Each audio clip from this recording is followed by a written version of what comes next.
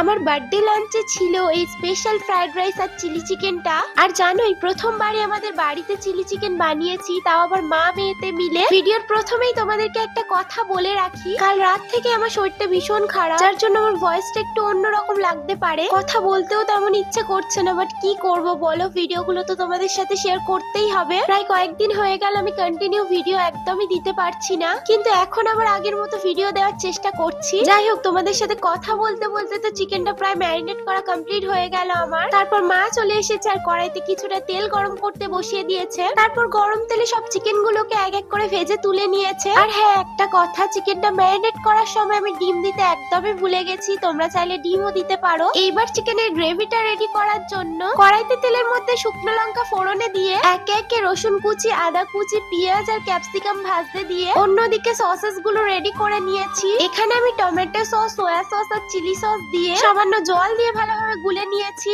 এবার যখন পেঁয়াজ ক্যাপসিকামটা প্রায় ভাজা হয়ে এসেছে, উপর থেকে তখন সসেস গুলো দিয়ে দিলাম। এটাকে আবার সাইডে রেখে 1 চামচ কর্নফ্লাওয়ার জলের মধ্যে গুলে নিয়েছি। দেন ওই গ্রেভিটার মধ্যে কর্নফ্লাওয়ার মেশানো জলটাকেও অ্যাড করে দেব।